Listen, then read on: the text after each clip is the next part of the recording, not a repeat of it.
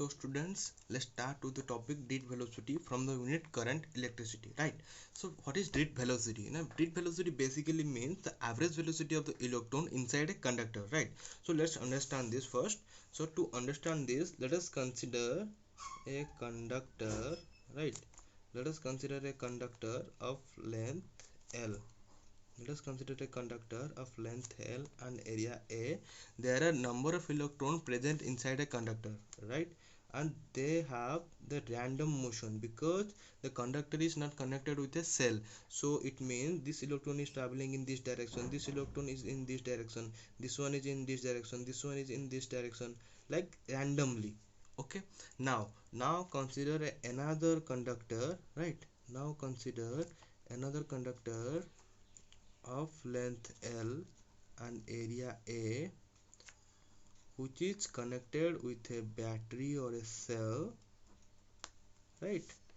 There are also number of electrons present inside a conductor, right? But these electrons does not have the random motions because the conductor is connected with a cell or a battery. It means electron will travel towards a particular direction. Particular direction means towards the positive end of the direction, like this, towards the positive end of the conductor or battery, right?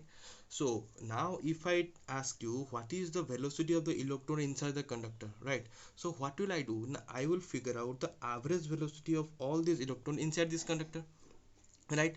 That average velocity is called drift velocity. Let's see. Drift velocity is defined as the average velocity with which free electrons of a conductor get drifted towards the positive end of the conductor when potential is applied across the end of the conductor. It means when a conductor is connected with a battery or a cell, electrons started drifted towards the positive end of the conductor. Right? Clear? Electrons started drifted towards the positive end of the conductor with some velocity. That velocity is called your drift velocity. Clear? Okay. So to define drift velocity, we have to calculate two types of velocity, right? First one is your initial average velocity and second one is your final average velocity. So first let's go for the initial average velocity. Okay. So for initial average velocity, consider a conductor of length L and area A. Let n be the number of electrons in the conductor moving with the velocity u1, u2, u3 up to un.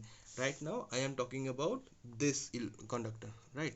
So here the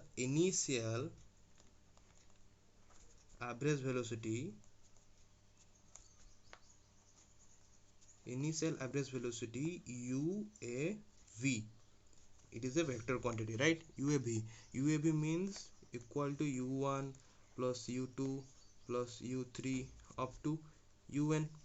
Clear? Because there are n number of electrons, so upon n, this is the method to figure out the average velocity, average of something, right? If there are four number of electrons, there are four number of velocities, so u1 plus u2 plus u3 plus u4 upon 4. Clear or not? So now tell me what will be the value of the initial average velocity. Remember, always remember, initial average velocity is always 0. Let's make this equation 1. Why 0? Because here the conductor is not connected with a cell and electrons have the random motion. It means this electron is going in this direction, this electron is going in this direction. It means they will compensate each other, right? So if there is no motion, so there is no velocity, na, right? So this is always 0. Remember, so I can write here a line that due to random motion, initial average velocity is 0. Clear? Understood? So now let's go for the final average velocity, right? For final average velocity, now let the conductor is connected with a battery, due to which electron present in the conductor started drifted towards a positive end of the battery, right? When the battery is connected with a conductor, then electron started drifted towards the positive end of the conductor, right? So it means there is some force is acting on there. Due to some force, electrons are able to move from one place to another place, na? So it definitely some force is working on there. So what type of forces? Now there are two types of forces. Okay, let's see. So force on each electron, first one is your electrostatic force. Okay, What is electrostatic force? Electrostatic force means the attraction, repulsion or interaction between the particles due to their electric charges, right, which is also called your Coulomb force. Clear or not? So electrostatic force equal to F equal to Q E, right? Okay, Q means your charge of electron equals to E, right? So F equal to E, where it is come from? Now E equal to F by Q, remember or not? Okay, so let make this your equation number 2. So there is another force is working on there, right? What is that? Now according to Newton, okay, according to Newton, force equal to, so remember Newton second law of right, Newton second law. What is Newton second law? Now mass into acceleration,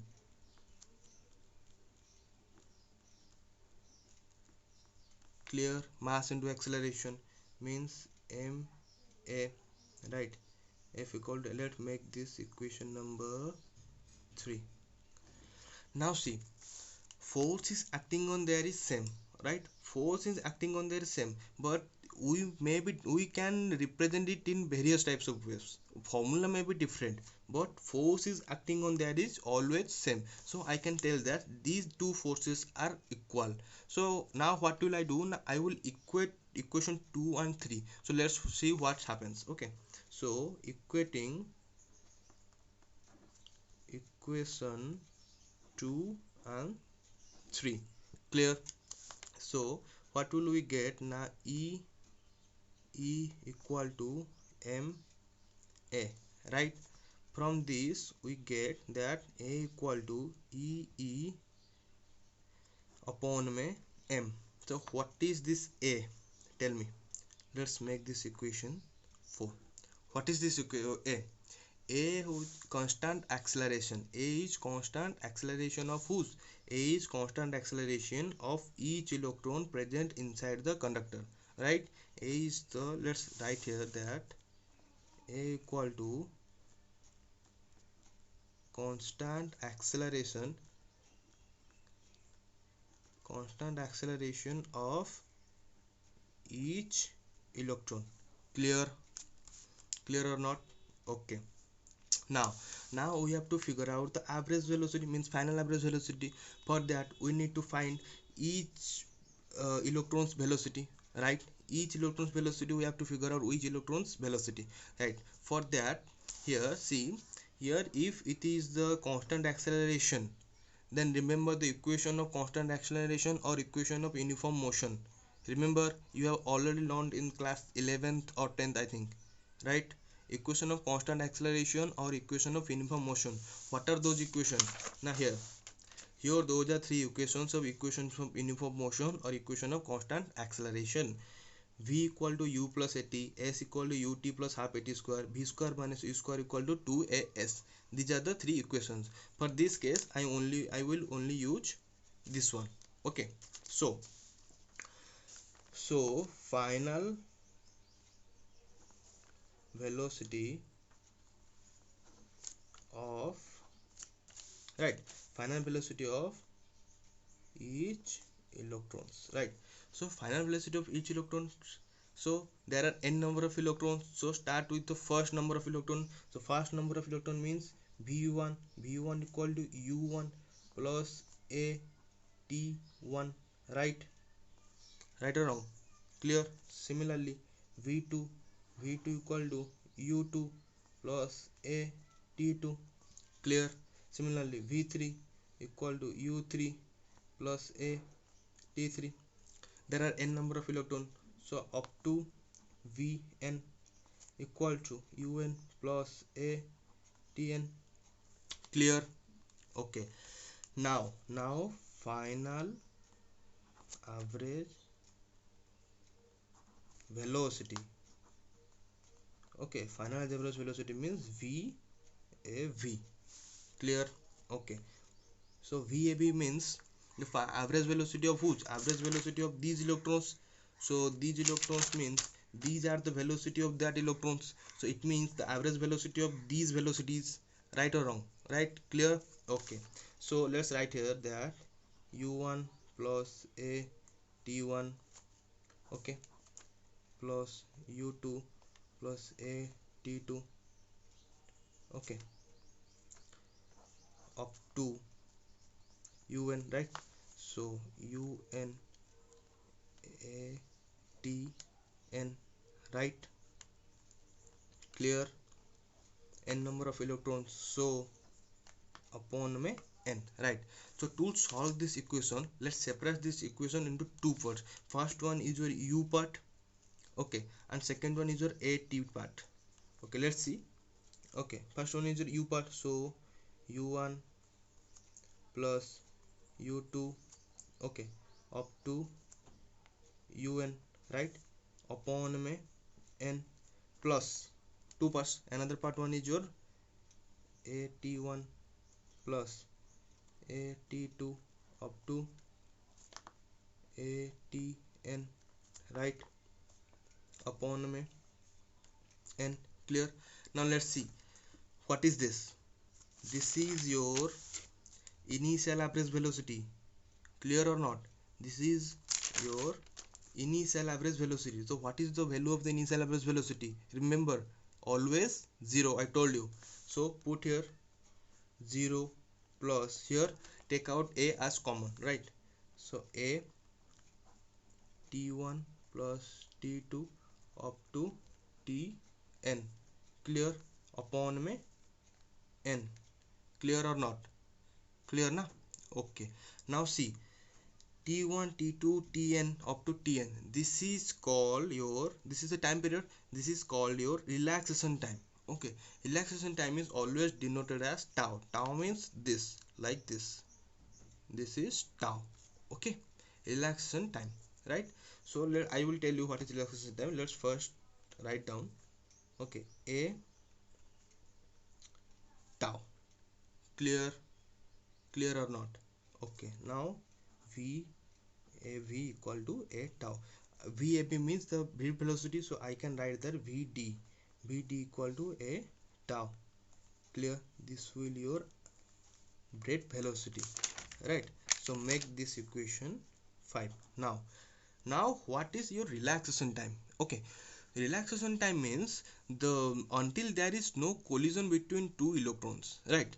Until there is no collision between two electrons, the time period is called your relaxation time. It means, see, if it is a electron and it is a electron, they will come and it will come. At this point they will collide, right? So that time period, this time period until there is no collision, right, that time period is called your relaxation time. Okay, so let's write here one line that tau relaxation time is equal to mean time between any two successive collision. Clear? Understood? Okay, now let's see vd equal to a tau. We have the value for a, that this constant acceleration, right, e by m. So put the value of a here. Okay, so let's see what will happen. Now vd equal to e upon m tau. Clear? This is also another equation for drift velocity, right? Clear? Now see what is e. You already learned in the potential chapter that e equal to dv by dx. Here dv equal to potential and dx means the distance. It means e equal to potential means v, distance means the length of the conductor is l, so e equal to v by l. So put that value here. So we know that vd equal to e, okay, v by l m tau. Okay, this one is your another equation for drift velocity. Okay, these three equations can be used to solve various types of numerical further, right? So there are 3 points to be noted. Okay, see, for constant potential, right here, for constant potential means V is constant. Okay, and see, the charge of electron and the mass of the conductor is always constant, right? And let's relaxation time to be a particular value. So E, tau, M and V are constant. So what is left aside? L, right? So here see, for constant potential, Vd means drip velocity is proportional to 1 by L, right? From here E, V, tau, M all are constant, right? So it means if length increases, drip velocity decreases. If length decreases, then drip velocity increases, right? Okay. For constant length here, so constant length means here, if L is constant, M and E and tau are always constant, I told you. So what is left aside? V. So for constant length, Vd directly proportional to V. It means if potential increases, dip velocity increases, potential decreases, dip velocity decreases, right? Clear? Okay. Now see, if we increase the temperature of a conductor, so what will happen? Now kinetic energy always associated with the electrons, so kinetic energy of the electron also increases, right? Due to which collision between electrons takes place. Collision takes place means rapidly collision taking places. It means the relaxation time will be reduced. Okay, the relaxation time are the mean time in unity successive collision, right? The relaxation time, if reduced, relaxation time is reduced, then automatically dip velocity will be reduced, right? See, I will exactly write same. If we increase the temperature of the conductor, kinetic energy of free electron in the conductor increases, due to which collision between them also increases. Hence, relaxation time reduces, due to which drift velocity also reduces. Clear? This is your drift velocity, right? Now comes your the relationship between current and drift velocity. Clear? Or to prove I equal to NE a Vd. Vd means your drift velocity. For this, see, let's consider a conductor. Okay, let's consider a conductor of length L and area A, right, which is connected with a battery. Clear? This is the similar diagram as in drift velocity. Clear? So let's consider a conductor having area of cross section A and length L on applying potential V and current I. Clear? So here we already know that, okay, we already know that I equal to Q by T, charge by time.